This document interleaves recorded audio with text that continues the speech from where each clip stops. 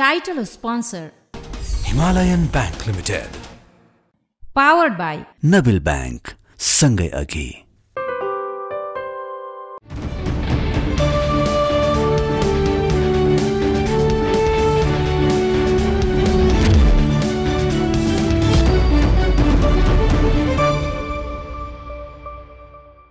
तथ्यमा टेकेर सत्यको खोजी। नमस्कार, स्वागत छ खबर अन्वेषणमा। म धीरज बस्नेत। दर्शकवृन्द, आध्यात्ममा विश्वास गर्नेहरूलाई लाग्छ भगवान भन्दा माथि कोही छैन। तपाईले गरेको कुनै गल्ती साराबाट लुकाउनु भयो भने पनि भगवानलाई ढाँट्न सक्नुहुन्न। तर यहाँ ढाँट्ने होइन, लुट्नेहरूको बिगी बढेको छ, त्यो पनि भगवानकै संरक्षण गर्छु भनेर बसेकाहरूबाटै। पशुपतिनाथ जसको नाम लिँदा नै श्रद्धा जाग्छ, तर यहाँको विकृति हेर्यो भने जो कोहीको कन्सिरी तात्छ। किनकि यहाँ हरेक दिन भगवान लुट्नेहरूको बिगी बढिराखेको छ। पशुपति क्षेत्र विकास कोषका कर्मचारी र पदाधिकारीले पशुपतिको नाममा भएको जग्गामा मनपरी गरिरहेकै छन्। लाखौंको भवन कौडीको भाउमा सुम्पिएर गोरख धन्दा चलाइरहेका छन्। अब त कतिसम्म भने तपाईँ हामीले श्रद्धापूर्वक चढाएको भेटीमै अनियमितता गर्न थालेका छन्। दानपेटी अर्थात् घ्याम्पो नै गाय बनाउन थालेका छन्। माघ 14 गते र चैत 14 गते गरेर 2 पटक पशुपतिनाथको मन्दिर परिसरबाट दान पेटिका हराएको छ। त्यत्रा सुरक्षाकर्मी र कर्मचारीको आँखा छलेर सामान्य व्यक्तिले दान पेटिका उचाल्ने कल्पना समेत गरिँदैन। त्यसो भए भगवानको नाममा चढाएको भेटीको घ्याम्पो कसले चोर्यो? कसरी भयो बेपत्ता? 2.5 महिना बित्दा समेत अझै चोर पत्ता लाग्न किन सकेको छैन? छानबिन समितिले यी दोषी हुन् भनेर किटान गर्दा समेत कारबाही गर्न त परको कुरा। प्रतिवेदनले लुकाएर मन्त्रीदेखि सदस्य सचिवसम्म बसेका छन्। बाँकी हेर्नुहोस् यो रिपोर्टमा।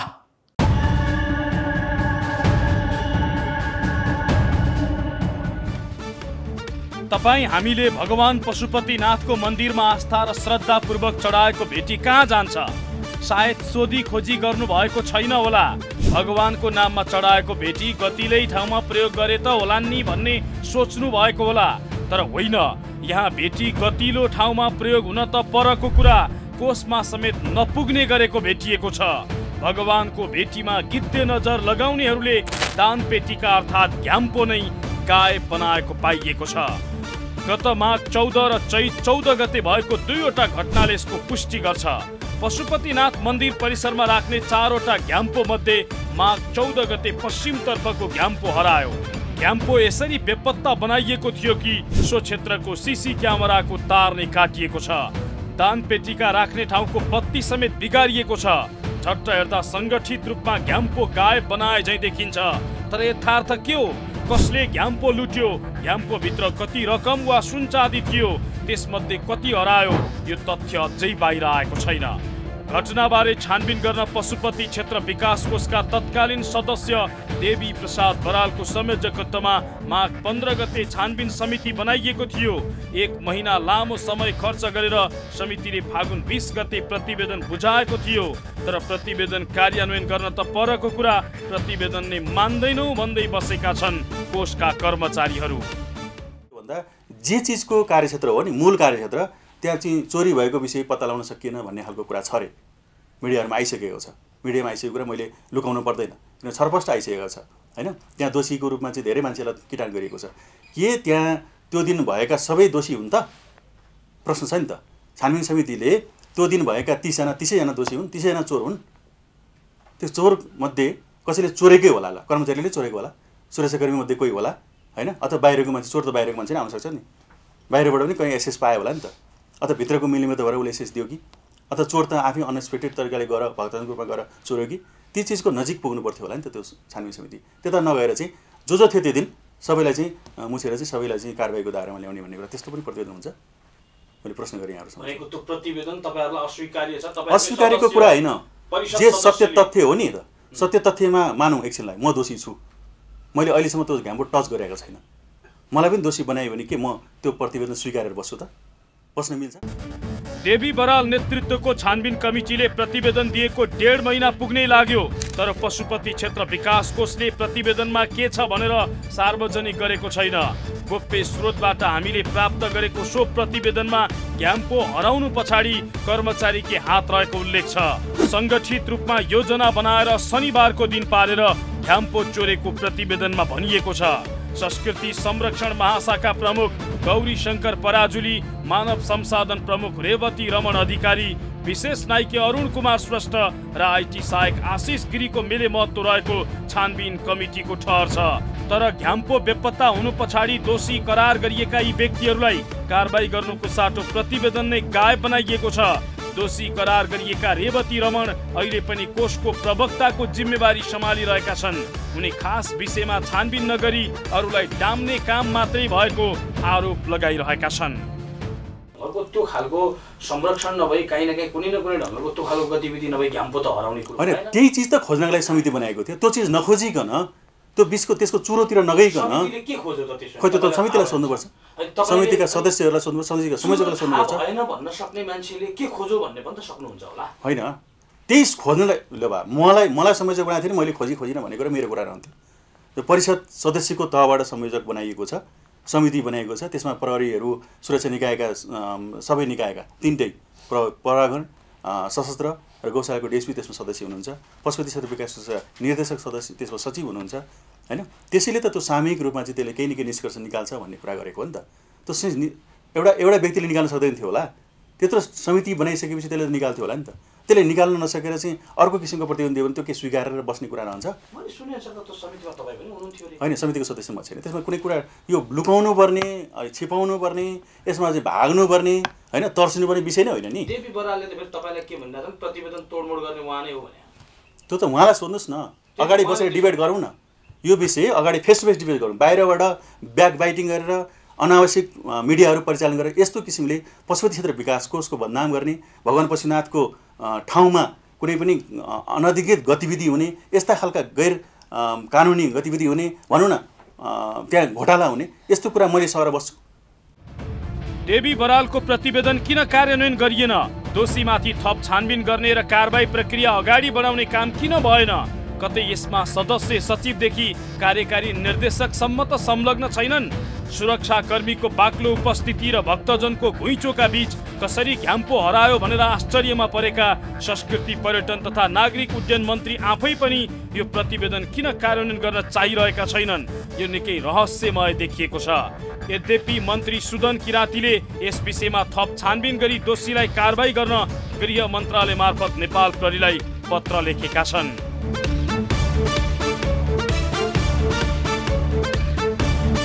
रोचक कुरा चाहिँ के छ भने घ्याम्पो हराएको त थाहा भएन नै। 2 घण्टापछि चोरले घ्याम्पो ल्याएको समेत कसैले थाहा पाएका छैनन्। नेपाल प्रहरी, सशस्त्र प्रहरी र पशुपति क्षेत्र विकास कोषका सुरक्षा गार्डले यति हुँदा पनि थाहा नपाउनु आश्चर्यजनक छ। माघ 14 गतेको चोर पत्ता नलाग्दै चैत 14 गते पनि पुनः अर्को दानपेटिका हराएको छ। जुन दानपेटिका चोर्नेलाई प्रहरीले एक होटलबाट पक्राउ गरेको छ, तर उसले कसको सहयोगमा दानपेटिका चोरेको सो कुरा भने अझै खुल्न सकेको छैन। पशुपतिनाथबाट दानपेटिका हराउने मात्र होइन, देखादेखि भेटिने अपचलन हुने गरेको समेत पाइएको छ, जुन कुरा स्वयं संस्कृति पर्यटन मन्त्री किराँतीले भनेका छन्। उनले यस विषयमा अख्तियारलाई छानबिन गरिदिन पनि आग्रह गरेका छन्।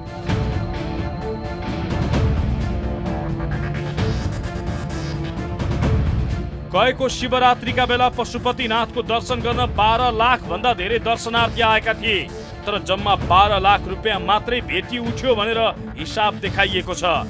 के एकजना दर्शनार्थीले जम्मा 1 रुपियाँ मात्रै भेटी चढाएका होलान्?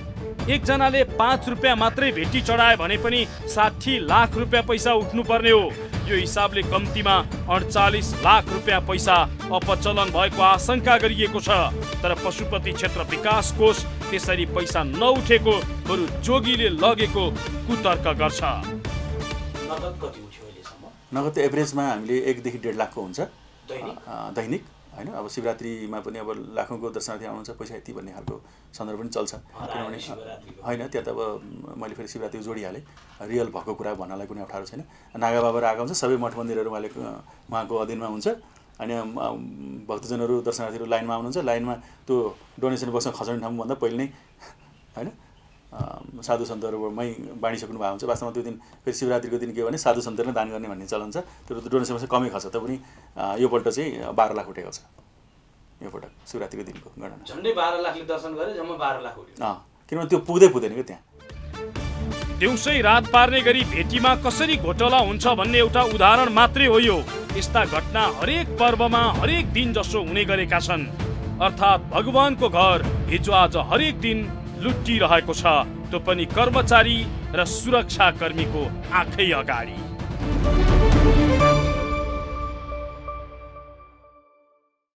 हो, यहाँ भगवान नै लुटिन थालेका छन्। मान्छेको के कुरा, तर विडम्बना चाहिँ कहाँनेरि छ भने जसले भगवानको संरक्षण गर्छु भनेर ठेकेदारी लिएका छन् तिनै शङ्काको घेरामा परेका छन्। छानबिन प्रतिवेदनले नै भन्छ सङ्गठित रूपमा कर्मचारीबाटै दानपेटी गायब भएको छ भनेर। यति प्रष्टसँग बोलेको प्रतिवेदन अनुसार दोषीलाई कारबाही गर्न त परको कुरा, उल्टै संरक्षण गरिराखेका छन् पशुपति क्षेत्र विकास कोषका सदस्य सचिव मिलन कुमार थापा। किन उनी दोषीलाई उन्मुक्ति दिन खोजिरहेका छन्? कि उनी आफै दानपेटी चोरहरूको संरक्षण हुन्? होइन भने किन गर्दैनन् कारबाही? किन सुधार्दैनन् पशुपतिनाथ? पशुपतिनाथमा चलेको विकृतिको अर्को पाटो उजागर गर्नेछौँ तर एकैछिनको विश्रामपछि।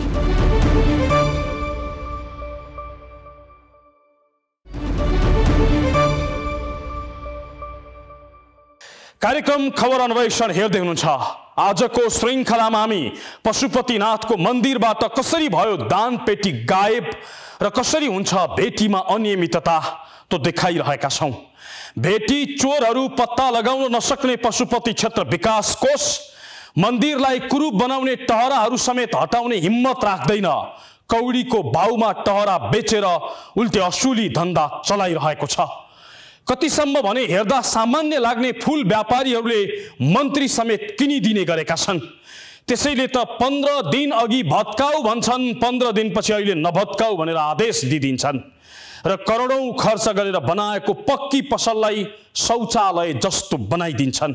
हेर्नुहोस् फूल व्यापारीको दादागिरी र पशुपति क्षेत्र विकास कोषको निरीहता यो रिपोर्टमा।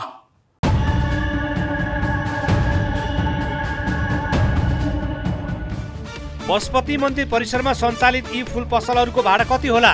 तपाईलाई लाग्ला कम्तीमा पनि 10 वा 15 हजार त होला। तपाईको यो अनुमान गलत मात्रै हुने छैन। यसको भाडा थाहा पाउनु भयो भने तपाईले चकमा खानु हुनेछ।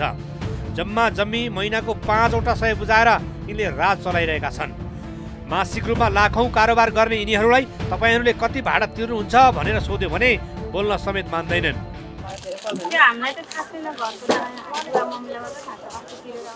कति तिर्नुहुन्छ त्यो? किन थाहा नहुनु यत्रो पसल गर्ने मान्छेले आफ्नो भाडा थाहा हुँदैन। कति तिर्नुहुन्छ हजुरले सौटोको भाडा? थाहा छैन कि नभन्नु भने खान होइन, थाहा छैन। मम्मीले दिनुहुन्छ मलाई के थाहा। मम्मीले दिन्छ तपाईँलाई किन थाहा नहुने हो र? थाहा छैन? हजुरलाई थाहा होला नि त त्यसो नि। अनि हजुरको चाहिँ कसलाई छोड्दै पाउन आएको सोधे हुन्छ यहाँ सबैलाई। विश्वास गर्नुभयो 3-4 दिन भयो। तल जानु न मेनु बुढाबुढीहरूले सोध्नु न। यहाँ फूल बेच्नेहरूको शक्ति यतिसम्म छ कि जुनसुकै मन्त्री आए पनि ती मन्त्रीहरूलाई नै प्रभावमा पार्न सक्ने हैसियत राख्छन्। यिनीहरूले आफूहरूलाई हटाउन खोज्नेको सातो खाने मात्रै होइन, पर्याय किनिदिन्छन्। यिनका सामु पशुपति क्षेत्र विकास कोषका कर्मचारी र पदाधिकारी निरीह जस्तै देखिन्छन्। निरीह पनि किन नबनुन्? यी फूल व्यापारीहरूबाट विकास कोषका उच्च कर्मचारीहरूले मासिक रूपमा गोजी बाक्लो हुने गरी पैसा उठाउने गर्दै आएका छन्, जुन कुरा स्वयं फूल व्यापारीहरूले अनौपचारिक रूपमा बताउने गरेका छन्। उनीहरूकै मिलेमतोमा यी टहरा हटाउनु भन्दा यसै गरी चल्न दिने काम भइरहेको छ। त्यसो त जो नयाँ मन्त्री आउँछन् सुरुमा यो भत्काउनु पर्छ, यसले पशुपतिलाई कुरूप बनायो, अव्यवस्थित भयो भन्दै अनुगमन गर्न पनि जान्छन्, भत्काउन निर्देशन पनि दिन्छन्। तर रकममा कुरा मिलेपछि अहिले तत्काल नभत्काउनु भन्दै कुनै मन्त्रीले पछि दबाब दिने गर्छन्, जुन कुरा पशुपति विकास कोषका कर्मचारीले हाक्का हाकी बताउँछन्। कतिपय कुराहरू चाहिँ हामी प्रशासनिकभित्र चाहिँ राजनीतिक दबाव पनि हुन्छ। अब यहाँ 15 दिनको सूचना दिएर चाहिँ म आफैले बोलेको थिएँ मिडियामा, यो 15 दिनपछि 16 दिनमा हामी हटाउँछौँ भनेर। फेरि तत्कालीन मन्त्रीले चाहिँ अहिले पख्नुहोस् भनेपछि अब हाम्रो मान्य मन्त्रीजी हाम्रो पदेन के अरे अध्यक्ष अहिले भन्दिनँ मैले, किनभने मन्त्री त तपाईँलाई थाहा छ नि सर। अब त्यो विभिन्न चरणमा भएका कुराहरू अहिलेको मन्त्रीज्यूले चाहिँ अब यो हटाउनुपर्छ भनिरहनु भएको छ। त्यसको मन्त्रीले अहिले हटाउनु पर्दैन भन्नुभएको त्यो तात्कालिक अवस्था सकिसकेको कुरा हो। त्यो नाम किन भन्नु पर्यो त? धेरै मन्त्रीले तत्कालीन पर्यटन मन्त्री युकेश भट्टराई र प्रेम आलेले मन्त्री भए लगत्तै यी टहराहरू तत्काल भत्काउन निर्देशन दिएका थिए, तर उनै मन्त्रीहरूले पछि तत्काल नभत्काउनु भन्दै निर्देशन पनि दिएका थिए। यसले के प्रश्न पार्छ भने मन्त्रीले फुल व्यापारीहरूले किने कि अरू कुनै तरिकाले प्रभावमा पारे, होइन भने 15 दिन अघि भत्काऊ भनेर 15 दिनपछि रोक भन्ने आदेश कसरी दिन सक्छ? धेरै मन्त्रीज्यूहरूले पटक पटकका मन्त्रीज्यूहरूले यो हटाउने कुरा हुन्छ, हटाउनुपर्छ भनिन्छ, पछि फेरि पख्नुहोस् भनिन्छ। यो अवस्थाबाट हामी गुज्रिँदै गएको पशु क्षेत्र विकास कोष यसरी गुज्रिँदै आएको अवस्था हो। यो किन उहाँले चाहिँ भन्नुभयो, उहाँले चाहिँ भन्नु भने किन भन्नु पऱ्यो? यो विवादमा मलाई किन बुझ्न चाहनुहुन्छ? कि म त सामान्य कर्मचारी हो नि त। अर्को रोचक कुरा चाहिँ के छ भने यिनीहरूसँग पशुपति विकास कोष केही वर्ष यता भाडा उठाउन समेत गएका छैनन् रे। तपाईँहरूले यसको भाडा कति तिर्नुहुन्छ भनेर प्रश्न गर्दा उनीहरू गर्वका साथ भन्छन् 500 तिर्ने हो, त्यो पनि कति वर्ष भयो भाडा लिनै आएको छैन। सटरको भाडा कति तिर्नुहुन्छ? यति भन्ने त भइहाल्छ नि। हजुर अहिले यताउता भएको छैन। हजुर के भाडा नै नबुझाइकन हजुरले काम गरिरहनु भएको र? हजुर कति भाडा कति वर्ष भाडा दिएको छैन। भाडै दिनु भएको छैन? किन? अब किन भन्नु न? होइन भाडा नबुझाए त अनि कहाँ पसल गर्न देला नि त नि? दिएको छैन। अब कति भन्छ थाहा छैन क्या। त्यही त, अनि भाडा कति हो त थाहा भइहाल्छ नि। भने 500 भनेको छ क्या एउटाको। अब अहिले कति हो के भनेको छैन कि बस्नु। ए महिनाको 500 पहिला भनेको थियो, अब अहिले के भनेको छैन क्या। कति वर्ष भइसक्यो। यता काठमाडौँ महानगरले पनि यी अवैध र अव्यवस्थित टहराहरू हटाउन खोजेको थियो, तर अल्टिमेटम दिएर हटाउन जाँदा समेत यिनीहरूको अवरोधका कारण हटाउन सकेन। यिनीहरूको दादागिरी र मनमौजी कतिसम्म छ भने पशुपति विकास कोषले यी अव्यवस्थित टहराहरूलाई व्यवस्थित गर्न भन्दै त्यही नजिकै अर्को नयाँ संरचना समेत बनाइदिएको छ, तर उनीहरू त्यो संरचना अपुग र पाएक नपरेको भन्दै त्यहाँ सर्न समेत मान्दैनन्। बरु उल्टो सङ्घर्ष समितिले गठन गरेर हटाउन आउनेहरू विरुद्ध आन्दोलित हुने गरेका छन्। उनीहरूले भनेकै ठाउँमा व्यवस्थित संरचना बनाइदिए मात्रै जाने, नत्र यसै गरी बस्ने अडानमा छन्। 167 जना छौँ, उहाँहरूले बनाउनु भएको छ 62, त्यो पनि पाएक पर्ने ठाउँमा छैन। त्यो कारणले गर्दाखेरि हामी त्यहाँ जान नमानेको। व्यवस्थित गर्ने सबैलाई एकैचोटि पुग्ने गरेर व्यवस्थित हुन्छ भने व्यवस्थित गर्न हामी तयार हो, होइन भने जहाँ लगेर कोचेर चाहिँ यहाँ गर भन्यो भने त्यसरी हामी जान तयार हिजो पनि छैनौँ, आज पनि छैनौँ, भोलि पनि हुने छैनौँ। यो क्षेत्रमा हाल 166 टहराहरू सञ्चालनमा छन्। यिनीहरू 2066 सालदेखि यसै गरी यो क्षेत्रमा आफ्नो अड्डा जमाएर बसिरहेका छन्। पशुपति क्षेत्रमा राखिएका पसल र संरचनाले कुनै बेला निकै भिड हुने तथा दर्शनार्थीहरूलाई दर्शन गर्न समेत निकै कष्ट बेहोर्नु पर्ने बाध्यतामा छन्। पशुपतिनाथको मन्दिर नेपालका लागि मात्रै होइन, विश्वका हिन्दूहरूको आस्थाको केन्द्र समेत हो। यहाँ धेरै देशहरूबाट भक्तजनहरू आउँछन्, पूजा आराधना गर्छन्। विश्व सम्पदा सूचीमा समेत सूचीकृत यति ऐतिहासिक पशुपतिनाथको मन्दिर यस्तै टहराका कारण कुरूप बनेको छ। यसले सटर सहित पक्की पसलमा स्थानान्तरण गर्न मन्त्रीले हिम्मत देखाउनै पर्छ। कमिसनमा बिकेर पशुपतिनाथको बदनाम गर्ने खेती बन्द गर्नै पर्छ।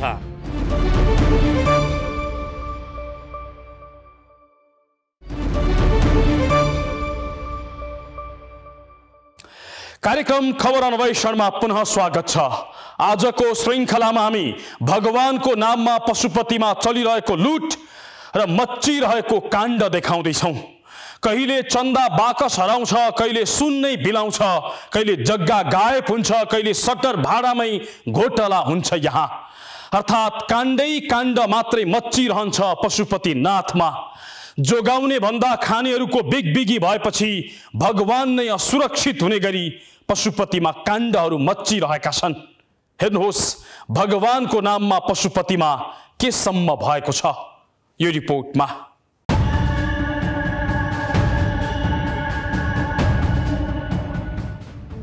धेरैका लागि मनशान्तिको ठेगाना हो पशुपतिनाथको मन्दिर, तर त्यहीँका केही कर्मचारी र पदाधिकारीका लागि कमाई खाने भाँडो बनेको छ पशुपतिनाथ, जहाँ भगवानका नाममा मात्रै यिनले व्यापार गरिराखेका छैनन्।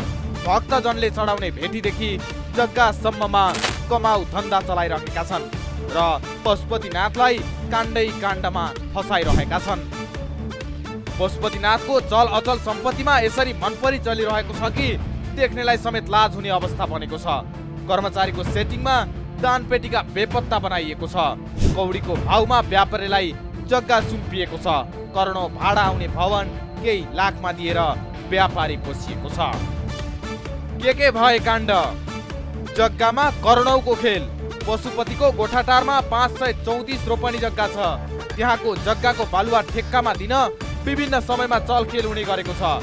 अर्बौं रकमको बालुवा भएको उक्त ठाउँमा कुनै व्यापारीलाई भिराएर मोटो रकम कुम्ल्याउन मन्त्रीसम्मले हात धोएर लागि पर्ने गरेका छन्। धन्न उनीहरूको यस्तो चलखेल सफल भएको छैन। 11 किलो सुन नै गायब। पशुपति क्षेत्र विकास कोषका तत्कालीन पदाधिकारीहरूले पशुपति मन्दिरमा सुनको जलहरी राख्दा 11 किलो सुन नै गायब पारेका थिए। त्यस बेलाको मूल्यअनुसार 7 करोड 86 लाख 46 हजार रुपियाँ बराबरको सुन नै गायब बनाइएको थियो।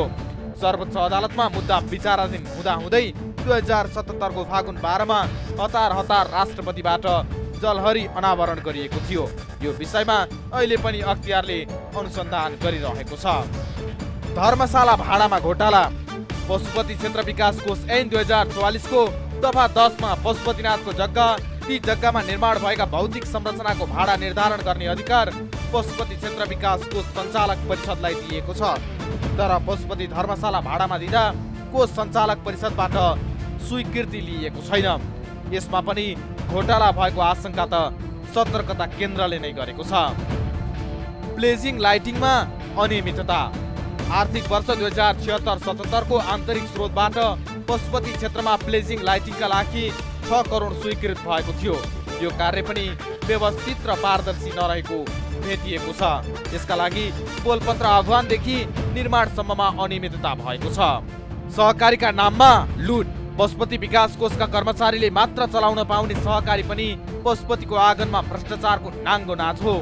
पशुपतिको क्रियापुत्री भवनलाई सस्तो भाडामा लिएर नाफा कमाउने गरी सहकारीले पसल चलाउँदै आएको छ। कतिसम्म भने त्यो पसलले भाडा बापत वार्षिक 4 लाख अर्थात् मासिक झन्डै 34,000 मात्र भाडा बुझाएर लुटेको छ। अझै अर्को कुरा, त्यही विकास कोषका कर्मचारीलाई नै त्यहाँ पनि तलब दिएर कर्मचारी बनाइएको छ। ती कर्मचारीले विकास कोषबाट र सहकारी दुवैबाट तलब खाने गर्छन्। पशुपतिमा कर्मचारी, पदाधिकारी र मन्त्रीसम्मले यति मात्र काण्ड मचाइरहेका छैनन्। डिजिटल बोर्ड, सटर भाडा र ठेक्कापट्टामा कमिसन, कर्मचारी नियुक्ति र बर्खास्तीमा चलखेल, क्रियापुत्रीसँग घुस लेनदेन, फुलमालामा घोटाला, फुल पसलमा सेटिङ, पर्यटक ठगी, पार्किङमा चलखेल, मन्दिरभित्र दर्शन गराए बापत घुसखोसी, यस्ता अनेकौं काण्ड पशुपतिनाथमा हुँदै आएका छन्। हुँदा चितामा समेत अनियमितता गरेर भ्रष्टाचार गर्ने गरेको पाइएको छ। धेरैका लागि पशुपतिनाथ शान्ति प्राप्ति गर्ने ठाउँ भए पनि यसको संरक्षणका लागि बसेकाहरूलाई भने भ्रष्टाचार गर्ने अखडा बनेको छ। अख्तियारले प्रत्येक निर्णय, खरिद र कारोबारमा गम्भीर अनुसन्धान गर्नुपर्ने खाँचो छ।